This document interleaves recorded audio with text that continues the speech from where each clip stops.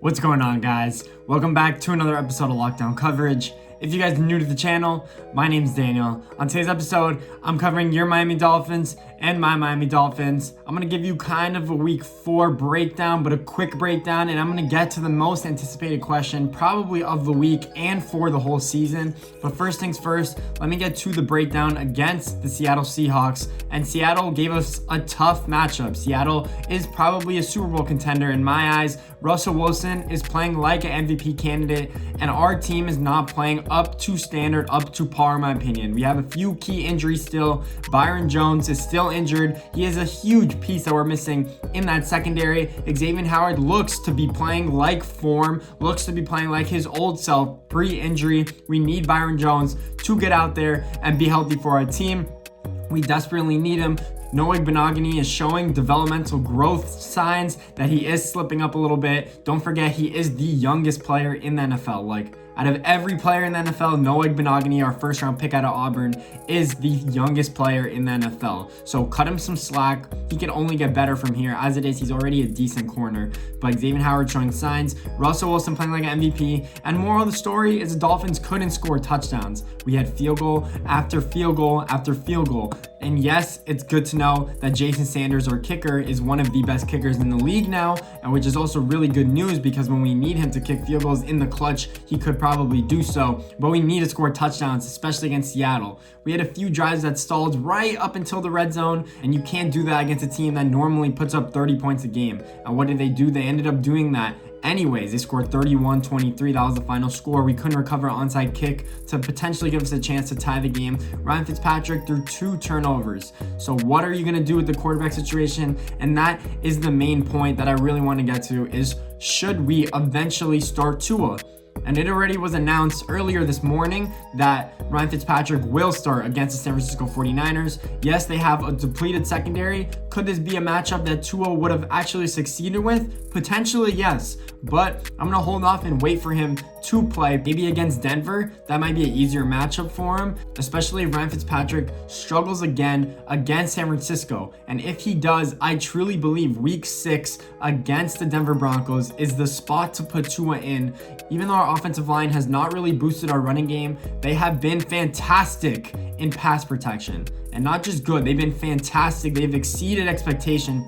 Austin Jackson has been playing amazing. Solomon Kinley has been playing like a beast. He has not given up a sack yet so far. He's barely given up any pressures. Ted Karras looks like the center of the future for us. Eric Flores, except for a few penalties, has looked really well. Maybe Jesse Davis might be the weakest link at this moment at right tackle, but we do have our second round pick, Robert Hunt, waiting on the bench. Eventually should be a starter. Your second round picks obviously want to be starters. You want your second round picks to potentially be Pro Bowlers. So Robert Hunt needs to get in there eventually, especially if Jesse Davis continues to struggle. So we'll see what actually happens. But should Tua start in week 6?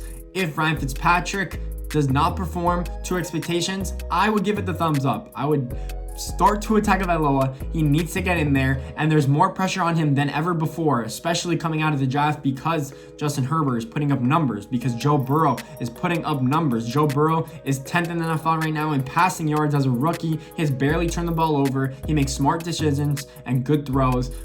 Imagine if we just would have lost more games last year and we didn't have to beat the Patriots in Foxborough and all these extra wins. We would have had Joe Burrow. I know we were establishing a culture and I know we were doing winning football, which was good for the team and good for the players to come here and re-sign or potentially get veterans in free agency. But at the end of the day, it meant losing out on Joe Burrow. I still have very much faith in Tua, even though he hasn't played a game yet.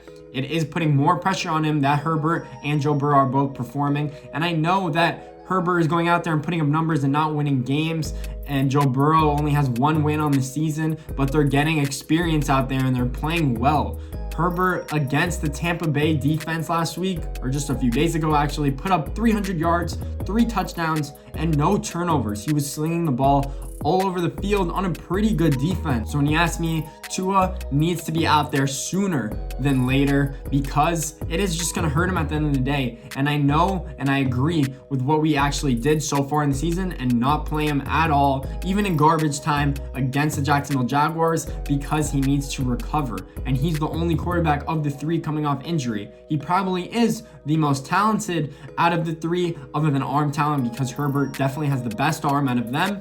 But Tua has all the physical skills to be literally Russell Wilson. Like what Russell Wilson is right now, that is what I would compare Tua Tagovailoa's ceiling to be. So I think that he should be out there by week 6, week 7. If I had to estimate, if I had to guess, that is where I think the Dolphin staff would put him if Fitzpatrick continues to struggle. If Ryan Fitzpatrick goes out there and wins the game against San Francisco next week in week 6, I think that he will continue to push to a start point back and back. The more wins Ryan gets, the later we could start Tua. And I know a lot of you want to see Tua and therefore might want to see the Dolphins lose, but you don't always want to root for a loss. So at the end of the day, I hope that Ryan can stay out there and keep Tua on the bench a little bit longer, just until he could actually fully recover and gain the strength and the practice reps and the offensive knowledge to start for this team, because I want him to succeed. I don't want to see him go out there and struggle, because even though he is getting playing time, I don't want to see Tua struggle. He is the future of the Dolphins,